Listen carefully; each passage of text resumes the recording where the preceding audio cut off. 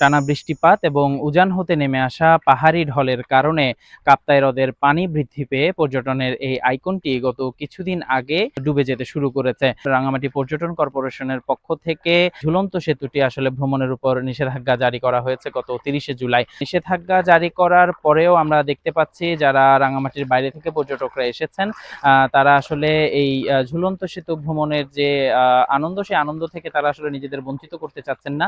তো সে কারণে আসলে পানি মারিয়েই এই ঝুলন্ত সেতুতে আমরা পর্যটকদের আনাগোনা দেখতে পাচ্ছি। পর্যটকদের একটি ভালো রকমের উপস্থিতি ছিল।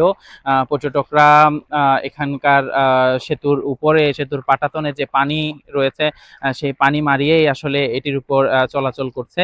তবে তারা যেটি বলছেন যে আসলে এটির জন্য তারা খুব বেশি আসলে ঝুঁকি তারা অনুভব করছেন না, কারণ যেহেতু পানি আসলে এখনো খুব বেশি হয়নি, 5 থেকে 6 ইঞ্চি পরিমাণ পানি রয়েছে এই মুহূর্তে ঝুলন্ত সেতুর পাটাতনে।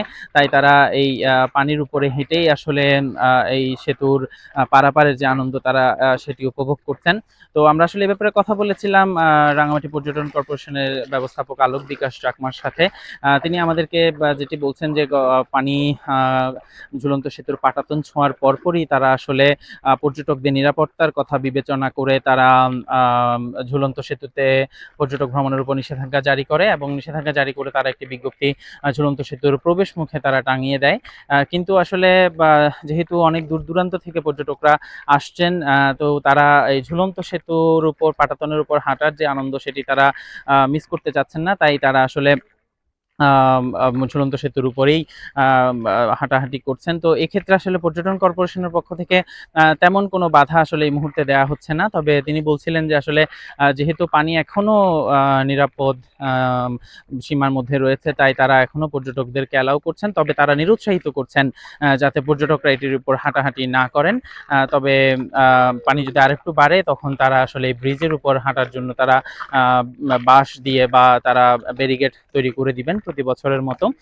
তখন আর পর্যটকদের আসলে একেবারে অ্যালাউ করা হবে না। এই ব্যাপারে আরো কথা বলেছিলাম কর্ণফুলী পানি বিদ্যুৎ কেন্দ্র কাপ্তাই এর ব্যবস্থাপক প্রকৌশলী মাহমুদ হাসানের সাথে। তিনি বলছিলেন যে শুক্রবার সকাল 9টায় কাপ্তাই হ্রদের পানির স্তর ছিল 106.01 ফুট MSL, যেটি আসলে স্বাভাবিকের তুলনায় অনেক বেশি, কারণ রুল কার্ভ অনুযায়ী আসলে এই মুহূর্তে কাপ্তাই হ্রদে পানি থাকার কথা ছিল 89 ফুট MSL।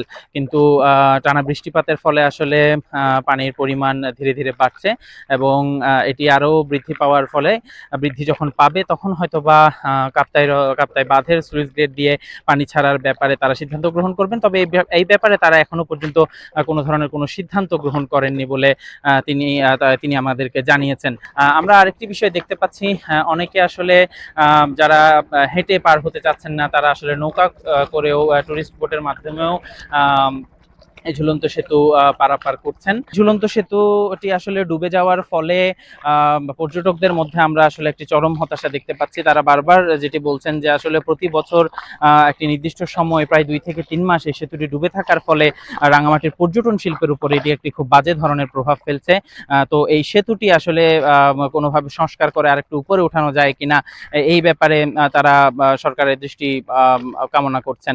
তো রাঙামাটির পর্যটন ঝুলন্ত সেতু থেকে এই ছিল আমার কাছে সর্বশেষ।